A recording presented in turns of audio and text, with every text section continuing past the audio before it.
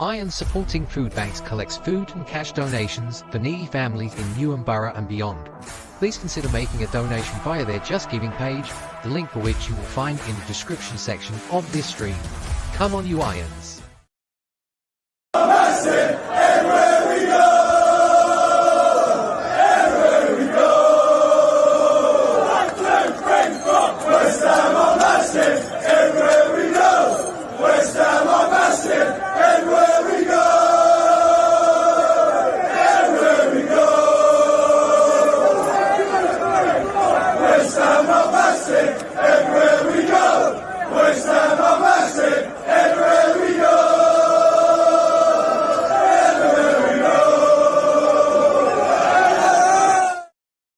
Good morning, ladies and gentlemen. Welcome once again to the West Ham Massive. Thanks for joining us. Please don't forget to like, comment on and share this stream to your socials. Subscribe to the YouTube channel. We're moving in the right direction now. Hit the bell icon for alerts and new content. As always, these things are very quick to do and free of charge. And thank you very much indeed for your support. And thank you also to the young man who's sitting to my... Hang on, always... Yeah, it's there. There we go. He's sitting over there. Gio, how are you, sir? I'm much better now. You just referred to me as young, which got me over that subscribe icon. You put that icon up again, that subscribe thing. Can you play that again? One? Yeah, I'm right above the bell, so I'm on the bell end. You're on the bell end. Is that a first for you? It is, yes. So I've lost my bell end virginity on West Ham Massive. It wouldn't make you a bad person if it was something you'd partaken of before. Let's just get that out there in case there's anyone that gets the ump. So, you know, just live and let live. That's me. Right. Well, by the way, that was a fantastic unintentional pun there, in case anyone gets the hump. There you go. Let's just move on and not draw attention to it, Gio. So yeah, thanks for joining us. We're obviously here to discuss match day 1 in the Premier League, West Ham versus Aston Villa at London Stadium. Are you excited, Gio? As the anticipation built up and it's now at a crescendo? Yeah, I'm also excited for the return of the Premier League in general as well. There's obviously a game tonight, Fulham Manchester United. So I'm looking forward to Prime Barclays over the weekend because there's always events. But I am really looking forward to West Ham being back. I'm excited for the season and I'm quite hopeful for the season as well. And I think the signings have helped. If you go back 12 months ago when we went to kick off the season away to Bournemouth, there was no new signings. That does not help. That caps it. And I've seen fans of other clubs upset at the moment because of the lack of transfer activity. So Crystal Palace fans at the minute are quite irate, which I understand. Leeds United fans have lost the plot in the last couple of days. Again, I completely understand. It's nice to be on the complete opposite end of the happiness scale, which is chilled, laid back, and looking forward to seeing all our new signings. Yeah, absolutely. I'll be honest with you, mate. I was a little bit concerned not so long ago when we obviously brought in the 3 signings, and then there was this lull. There was this period of time where it appeared not an awful lot was happening, and then it just went mad in the transfer window. 1, 2, 3, 4, 5, one after the other. It was like this revolving door that all of a sudden Tim Stighton had pressed the button on, and it just started churning out players in claret and blue. What were you concerned, or was you you was always pretty relaxed about things? Yeah, I was getting a little bit, towards the end of that period, I was getting a little bit twitchy maybe, but I was quite confident because, and that we only had the Kilman one to really cling to. However, I think my theory's been proven correct. I feel like it has, which is, in this day and age, we all know when transfers are happening, but I think we've done incredibly well this summer to keep a lot of it under wraps. Kilman, it came out, West Ham have made a £40 million bid. An hour later, the news had changed to Kilman's on his way for his medical. So that hadn't happened in an hour. It's just that the reporting was so far behind. By the time they caught up, Kilman was already at our screen. And it's the same with Rodriguez. When Rodriguez came out, it came out on a Friday afternoon. And the first we heard about it was, he's agreed a deal with West Ham. He's on his way for a medical. That was the first we got in terms of news. Somerville was really quickly in terms of the news reporting. The transfers don't move that quick. It's just the reporting does because they're so far behind initially. And then we find out that Somerville, actually, we started negotiating with Leeds when David Moyes was here back in March, April, May time. This is a 2-3 month transfer that we just didn't know about. Yes, we were linked to him. I don't care.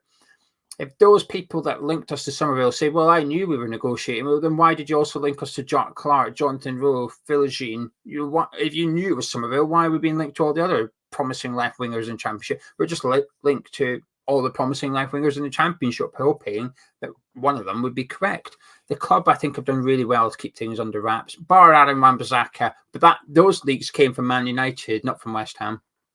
Yeah, no, I was. I'll be honest. I was the opposite to you. I was concerned. You probably know a lot of the stuff that goes on behind the scenes better than I, for obvious reasons. But I was getting concerned. We'd spent 40 million on Gilman. Great, fantastic. He's a player that I've always rated. I will say that. I do think that 40 million might be a little bit on the steep side, but we'll wait and see in time whether that proves to be good value for money or not. But then, like I say, when it went quiet and I was sitting there, there was a little bit of concern on my part. I can't lie, but he's come up trumps Tim Stight, and he's proving why he's been brought into the club. He's doing a magnificent job. Yeah, I agree, and I think Lopetegui has, in regards to the role, obviously he's not proven it in terms of results or performances, etc. But in just regards to allowing Tim Steidten to be in charge of the transfer window, I think Lopetegui's done that, which was, I feel, one of the biggest hindrances and issues at West Ham over the last 12 months. I always felt that there was just disagreements and a lack of clarity from David Sullivan in regards to what responsibilities Steidten has and what power David Moyes has. And I think those fears have gone now. Lopetegui was keen in the very first press conference he did, whenever there was questions about the transfer market, he was literally turning around and pointing to Tim Steidten and saying, well, ask him. And since then, he keeps on referring to Steidten and the transfer window and the team in charge of the transfer window. I like it quite a lot, actually. There feels to be a clear understanding of roles in regards to incomings and outgoings this summer, which we haven't had for some time now, actually. And I think that can only really benefit West Ham. And something Lopetegui said this week, which was very interesting, was in regards to the players coming in. He basically said that the head coach, should not be in charge of sort of the long-term planning of the squad. I can't remember how he worded it. He basically said that he shouldn't have all the power, or if somebody else replaced him, he shouldn't have all the power in terms of the players coming in. I like that quite a lot, actually, Gates. Now, obviously, he will be judged on the pitch rather than off it. But what we can do so far is judge Lopetegui and what he has done off it, because we haven't got any evidence otherwise. So far, so good. I'm hopeful. If you can do it on the pitch, this could be a really successful partnership. Fair put. Well put.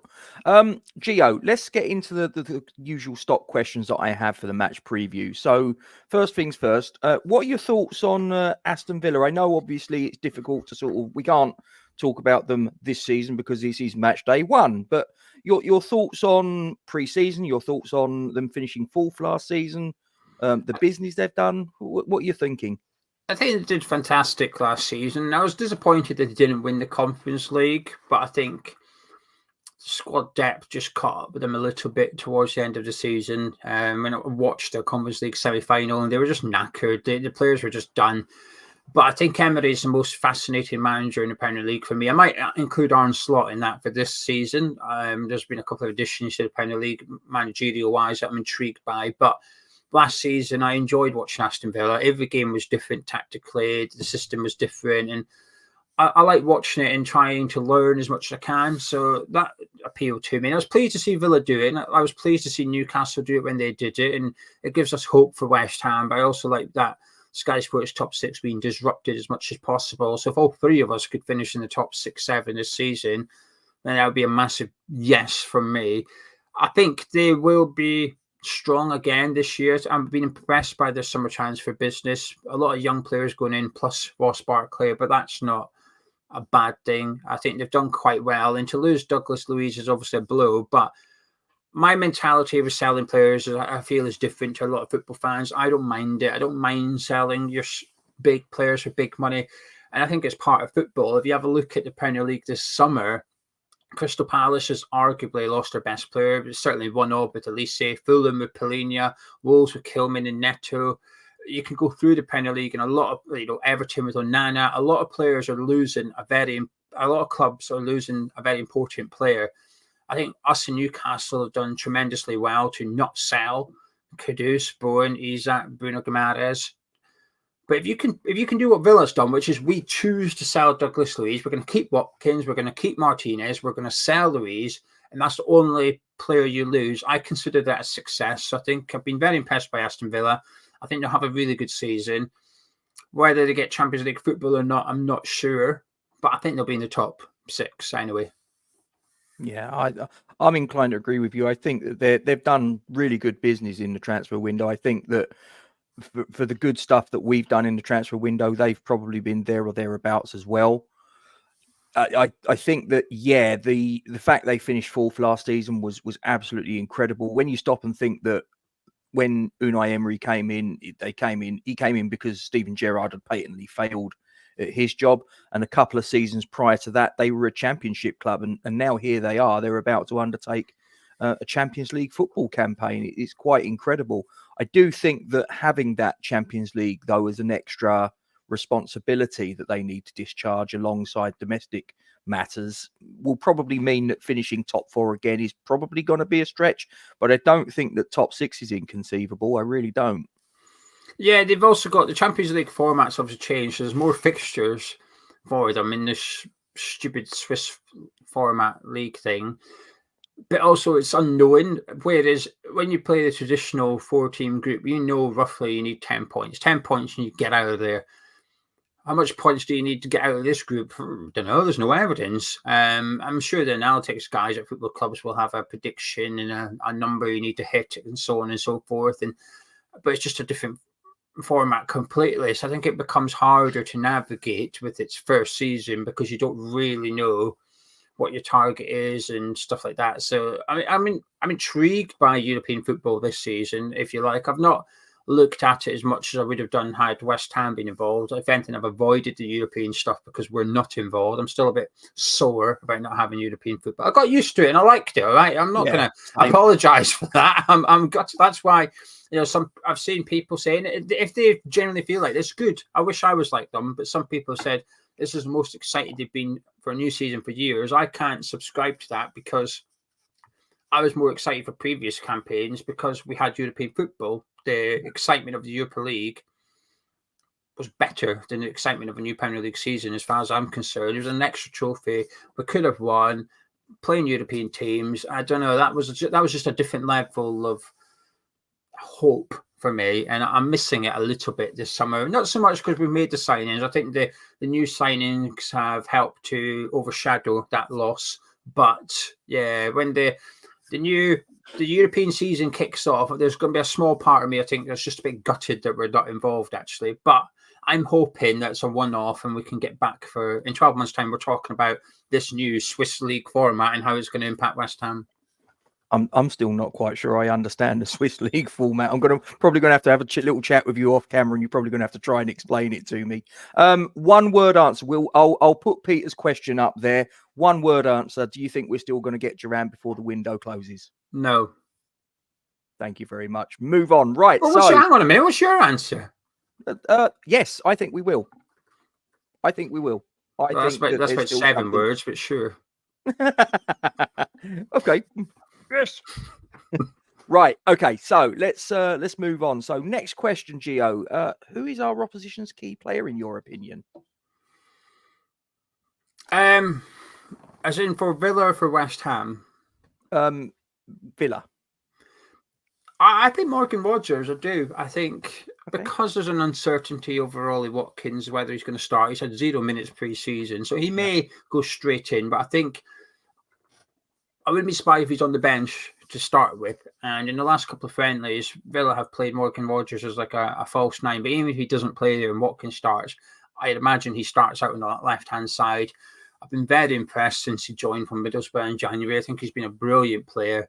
And I think he could step up this season and could cause right backs all sorts of problems in the league. But I do think he might be central against us on Saturday, at least to begin with, and I think he could be quite key. For West Ham, I would like to see us target Torres at set pieces.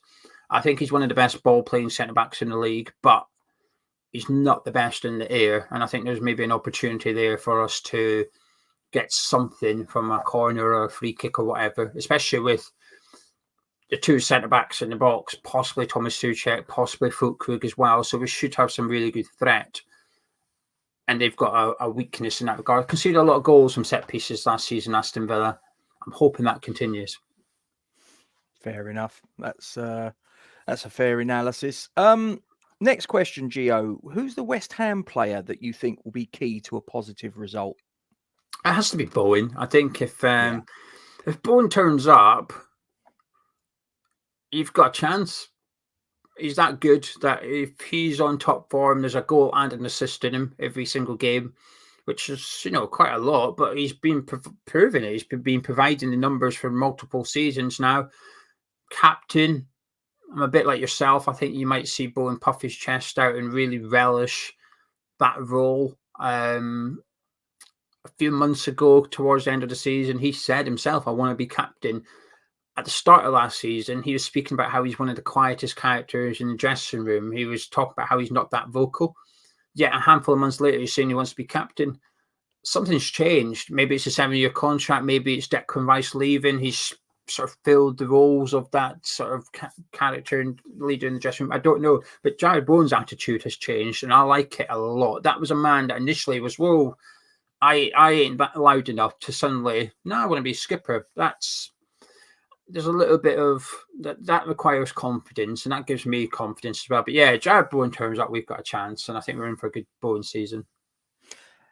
Saying about Jared Bowen as the captain, Gio, do you think that we're going to see a slightly more vociferous Jared Bowen as a result of him having the armband, or do you think he's going to be a bit like a captain in the mould of a Bobby Moore, in that he won't necessarily be someone that you'll have real sort of like recollections of seeing him pointing at players and balling players out and this, that and the other, but he'll be more someone that leads by example? Yeah, lead by example. Thierry Henry is a very modern example for me. Thierry Henry was never the loudest on the pitch either, was he? But Arsenal had no issues with giving him the captain's armband, understandably. So I think he'd be one of those players that, listen, we already know this. Bowen gives 100% every game, doesn't stop working, tracks back.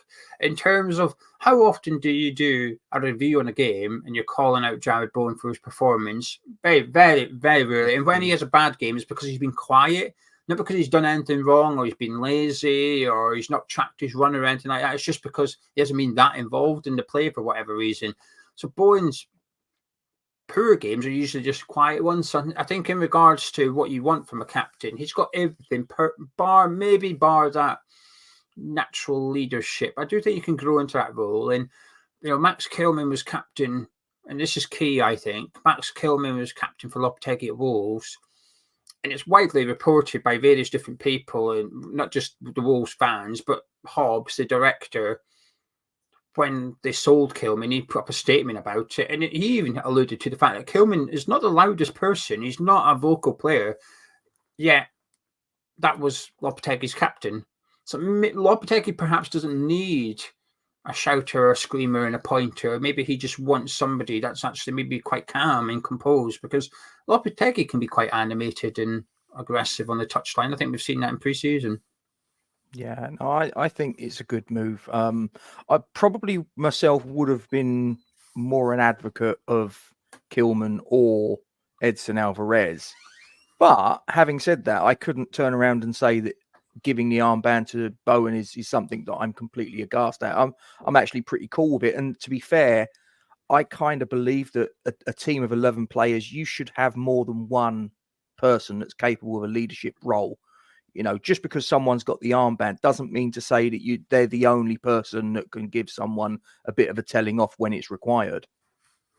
Yeah, there's usually a leader in the back line anyway, or even if you've got a captain elsewhere in the team, usually one of the centre-backs naturally takes on that role to direct the defence. So there's somebody will be doing that regardless of whether Jared Bowen's got the armband or not. The one thing I'm keen for it's just continuity, because obviously we had Declan Rice, he left, but then we had him for a year. Then we had Kurt Zouma for a year. Now he's going.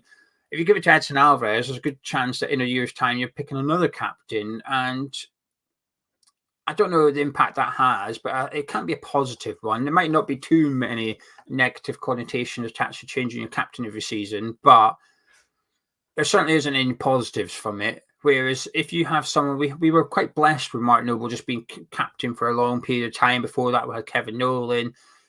Under Nolan, we had Noble serving his apprenticeship as captain. Under Noble, we had Rice serving his apprenticeship. Never really had that when Rice was captain. We didn't really have anybody sort of waiting to take the armband. Bowen's got it now, and I'm just hoping that's something that becomes again at West Ham, where actually there's an obvious replacement for Jared Bowen if he was to leave. However, I don't think he will. And I think giving him the armband, we've got a captain for the next 5, 6, 7 years at West Ham United, and he will become a bit like a Noble last season one. Even when Bowen's no longer in the first 11 in his 30s, he will still be a really good ambassador and club captain. It'll just be somebody else that's got their armband on a Saturday afternoon. But yeah, I'm pleased we've got him, because last season, one thing I criticised Zouma for as captain a lot was whenever we got a hiding, he was nowhere to be seen in terms of media duties. No. You know, it was always Souček and Ward-Prowse that was in front of the camera, fielding the questions regarding another hiding at West Ham. I make a prediction now that we get hiding next season. Bowen will be the first person in front of that camera taking responsibility. As it should be, 100%. That was really something that bothered me about Kurt Zouma with the armband. Forget his performances. You know, when we had those matches that unfolded where we shipped a lot of goals, and he's part of the defence, you know, so you're probably more culpable than a lot of people, mate. And you've got the armband. Let's see you come out and show a little bit of bottle and, you know, front up. Never saw him. Never ever saw him, and it really did wind me up. But he's gone. Well, he's not gone, but I suspect that he will be gone at some point. I don't know whether he'll end up going to the UAE or whether we'll just sort of bundle him into the back of a sort of transit van and dump him down a country lane somewhere. I don't know. It'll be one or the other. But moving on to the next question. Now, I'm obviously aware you've done your match preview over on Hammers Chat with Frankie. And you've obviously, this is probably a question that you've already been asked. However, you may well have had a change of mind. What would be your starting 11? I've taken a bit of flack for it, but I'm sticking with my guns to be. The only thing I might change is the right back. I went with Ariel in goal, Emerson left back, Hillman and Todibo centre back. I initially went with Soufal, but I think I'm maybe inclined to say Wan-Bissaka. I've gone with Souček next to Rodriguez, and that's where I'm getting a lot of stick. But I'm sticking with it, and also I think that's what Lopetegui is going to do as well. And it's funny because when there's people hold you, as you know, when you do these videos, people hold you to account with their comments, but when you reply to their comment, they don't respond. So it's almost like they feel like you should be held to account, which is fine, but then they don't feel they should be held to account. So I've had one or two people and this is the extreme one saying, "Oh, you're deluding, you're stupid, and you know nothing if you're going to start sort of Souček." So my response has been, well, what's your reaction going to be if Lopetegui does it? Are you going to then say Lopetegui's stupid and knows nothing about football? Or what's the... And I'm not yet had a response. I'm intrigued to people's answers on that one, right? But anyway, Souček next to Rodriguez. I don't want to see Paqueta there. Listen, I thought Paqueta in sort of number 10 role, I think it was a bit of a free role, but number 10 against Celta Vigo, I thought he was sensational. It was only friendly, but I absolutely loved it. I thought it was fantastic. So the last thing I'm doing is putting Paqueta somewhere he's restricted. I want to see that free Paqueta that we seen last weekend against Aston Villa. Kudus on the left, not ideal, but needs must. Bowen on the right, and then I've gone Antonio up front.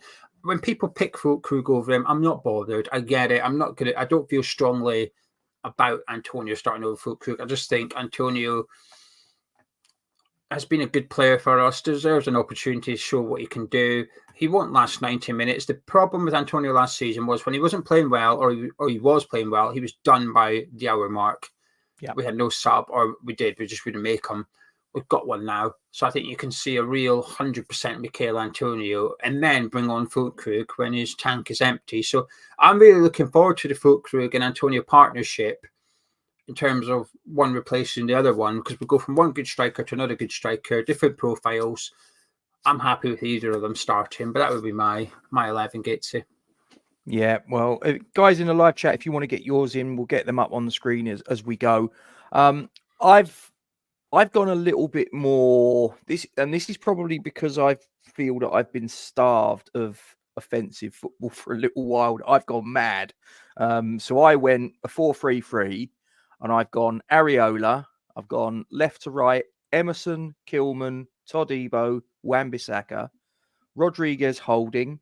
Just ahead of him, I've gone Kudus and Paquetá, left Somerville, right Bowen, Füllkrug through the middle. The reason why I've gone Füllkrug and around about the hour mark, I've come at it from the opposite angle to you. And I understand what you're saying, that after about an hour, Antonio's done. I've come at it from the other angle. I'm like, okay, get Füllkrug on there, battering ram, just sort of holding the ball up, bringing the other players, the quick players into play, whatever. He can sort of like do his job for an hour, and then with half an hour to go, you swap them and you say to Antonio, right, mate, you have got 30 minutes. Just, they are on their last knockings. Go at them. Beast mode, engage. I don't think that he had a bad preseason. In quite the contrary, I thought he looked pretty good in preseason, Antonio. But that being said, I still want to see Füllkrug start, and I'd like to see Antonio be what is termed in the modern game as the finisher.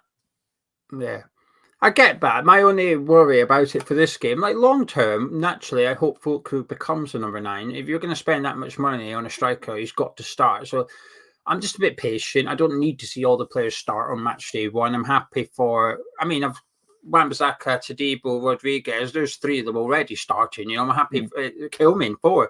I'm happy for them to sort of be not drip fed in, but they need to gel and stuff like that. But the reason I'm concerned about this game to some extent with Füllkrug over Antonio is because, and this is going by pre-season, it's friendly, it doesn't tell the whole story. However, I think we've been poor in terms of creating chances in pre-season and getting close to the striker, whether it was Danny Ings, Callum Marshall, Michail Antonio, Füllkrug for half an hour against Celta Vigo. I don't feel they got much support or players around them at all. I thought we were quite sparse in terms of chance creation. And I think Antonio is better suited to a game where there's a bit of distance between him and the attacking midfielders. I think Füllkrug needs players closer to him in order for that link up and build up play. And also, I think he'll link up really well with Crescencio Somerville, who I'm not sure Lopetegui starts, which I don't mind. One thing I found people to be a little bit hypocritical for, reading the comments over the last few days of people, is that there was criticism of David Moyes for not using his squad and only using 11, 12 players, which I think is valid, and I agree. But now there's this almost determination to field all your best 11 players, and the bench isn't that good. But actually, so there was criticism of Moyes for not having options on the bench. Now the same people don't want to have options on the bench. I think having Somerville on the bench is not. I think that's a really good thing to have, so that if you need a goal, you've got a fantastic player to bring on. Whereas with your team, for example, let's just say we were losing. Yes, you'll have Antonio there, but there's not much wiggle room elsewhere on that bench. True. You then go into Maxwell Cornet or a very untested Guilherme, or you're bringing Thomas Souček on and going aerial threat, which is, like I said, let's go back to David Moyes stuff. I'd like to see Somerville on the bench so that we can replace Bowen, Paquetá, or Kudus with Crescencio Somerville if needs must. Obviously, I hope not, but one of them will need replaced naturally.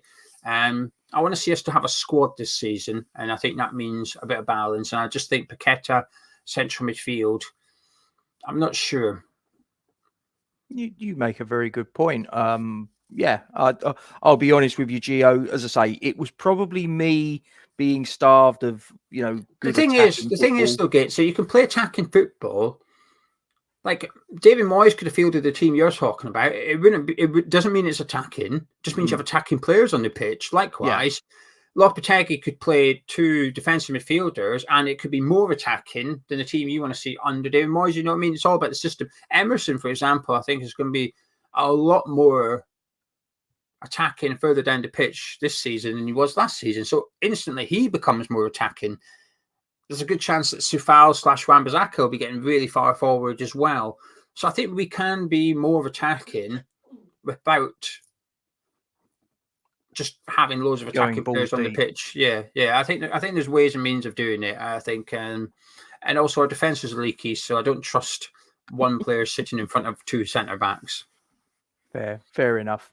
Final question for you, Gio, and you guys in the live chat as well. How is the game going to unfold, do you think, in terms of its general pattern? And what is your score prediction? I think it's going to be chaotic. I think this is the right time to play Aston Villa because they might not have Ollie Watkins. They've got some new signings. But this is also the right time to play West Ham because we've got new signings, new manager. So this game could be... I'd be surprised if there isn't a few goals in this one. I think I don't trust our defence, but at the same time, I fully expect us to score, given the attacking talent that we've got on the pitch and on the bench as well. So, but I think we're going to win, Gates said. I just can't shake it. It just might be pre-season optimism in the fact that we've got very little evidence to form your opinion and your prediction for this one. All you've got is all you've got for this one, Gates, is vibes. That's all you've got. Which, I'm pretty certain no data analyst at a Premier League football club has said, let's sign this player because, vibes. However, I've got very little data to go on. We can look at Villa last season. We can look at both teams pre-season, but Villa haven't looked great in their friendlies. So I'm going to say 2-1 West Ham. That's exactly the scoreline I've gone for, mate. I've just got a feeling it will be a bit of an arm wrestle. Villa are no mugs. They're going to stand up and be counted, and we're going to need to be absolutely at our best. And when I say our best, that's the starting 11, that's the bench, that's the coaching staff. Everybody needs to be putting their shoulder to the wheel because otherwise we are going to fall short. Villa are a very good team. They finished in Champions League position on merit last season. But I just hope that the new signings, the positivity around the new signings, new regime. I appreciate that there's things obviously bubbling away in the background with relation to the protest movement of the concessions and all that. But I come back to this point, support the team, not the regime. So I hope the crowd gets behind them. I think they will. I think that could be quite critical in actual fact. And I think that we're just going to sneak it. It could be a late goal, but I got a feeling we're going to do this 2-1. Yeah. What I will say, I'd be okay with a point. I think Villa are a really good team. I think it's a good test for us, actually, first game of the season. I think it'll give us a good idea of where we are in terms of today, not what we could become. I expect us to improve as the season goes on, regardless. Even if we beat Aston Villa on Saturday, I still expect us to get better as the season goes on. So it's a good test for us, a good barometer. I think a point's not the worst result in the world. Away to Crystal Palace, home to Man City. It's a tough few fixtures for Lopetegui to start with, I think, actually. But if we could pick up some points in the first few games, puts us in good stead and a good foundation going into the middle part of the season as well. So I'm optimistic that we can have a good season, and I'm hopeful that we can get off a good start against Aston Villa. But I'm going to 2-1. I'm feeling it. Vibes. Good man. Just before we do depart, I just want to give Fortunes Hiding Down Under TV a little bit of a shout out. They're an up and coming channel that needs your support. Well, we all need your support. So guys, if you haven't already subscribed to this channel, please go and check them out on YouTube and give them your support. Thank you very much indeed. Any final thoughts before we depart, Gio? I hope Juvan isn't on the bench. That's what I will say. Yeah. I think there's a headline there, and I do not like what that headline could be. It's a bit of an Uno reverse card by Emery if he puts on a striker that thought he was getting moved to West Ham and maybe wants to show Tim Steidten why we should have paid 40 million for him. I think that's a bit of a dangerous thing. But I think Watkins may begin on the bench, and that will obviously be the sub rather than Duran. I'm unsure what his situation is like at Aston Villa at the minute, whether he's involved in training or not. I don't know. I haven't kept up with it, truth be told. Since we got Fulcrud, I've just killed my Duran research, if you like. But I just hope that that doesn't become a thing. But I'm really looking forward to it. I'm very intrigued. It'd be interesting to see what Lopetegui does as well with the lineup. But I'm feeling more patient than I have been for a long time with West Ham, Gates, in just terms of just being quite laid back and chilled. And it's going to take a while, I think. I don't think this is an overnight flick of a switch thing. I think it's going to take a little bit of time for this team to get up and running. And as a result of that thought process, I think it's just chilled me out a little bit. Thank you for that, Gio. Thanks also for your participation, and the guys in the live chat as well. Thanks for getting involved.